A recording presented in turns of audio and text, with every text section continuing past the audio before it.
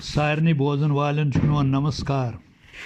भगवान श्री राम निस घर वापसी पे कह लिखमुत सुई हेत छुस आमुत तुह ति बूझिव।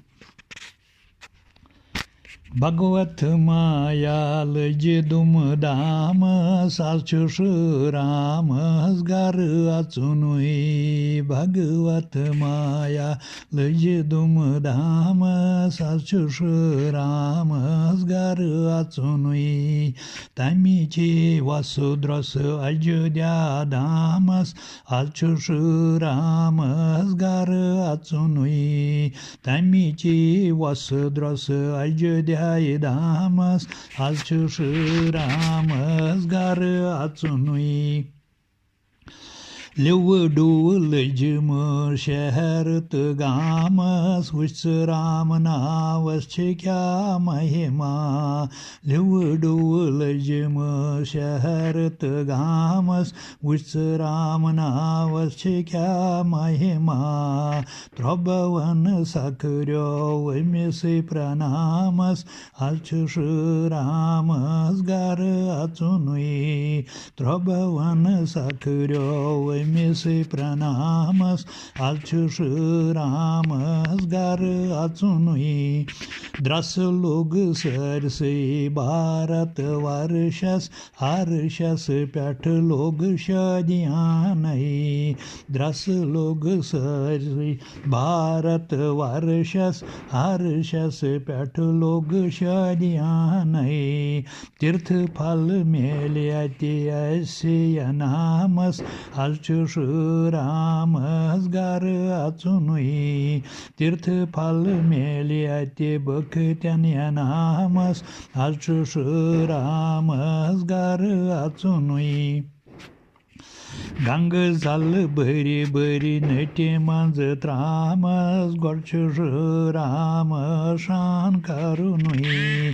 गंग जल बरी बरी नटी मंज त्रामस गोड श्री राम शान करुनुई। सरियो जल पात छलि बेह विश्रामस आज श्री रामस घर अचुनुई। सरजू जल पात छलित बेह विश्रामस आज श्री रामस घर अचुनुई। भगवत माया लज दुम धामस आज श्री रामस घर अचुनुई।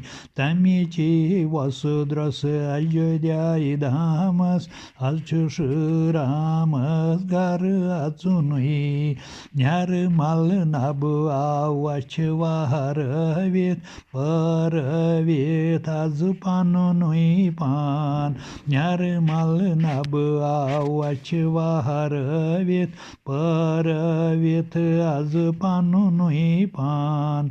ओब्र दान लर छसन कुनि जाय जामस आज श्री रामस घर अचुनुई। ओब्र दान लर छसन कुनि जाय जामस आज श्री रामस घर अचुनुई।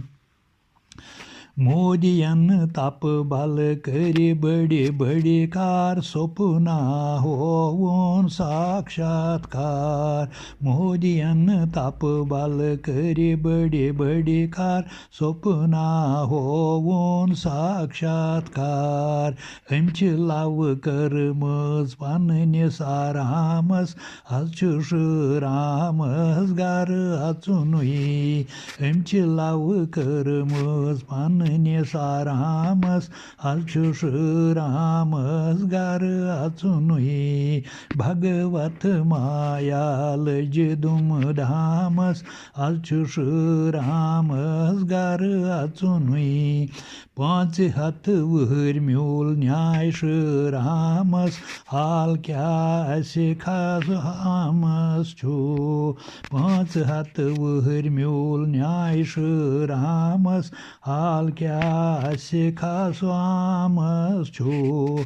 सब्र फल म्यूट म्यूल जनताय नामस आज श्री रामस घर अचुनुई। सब्र फल म्यूट म्यूल जनताय नामस आज श्री रामस घर अचुनुई।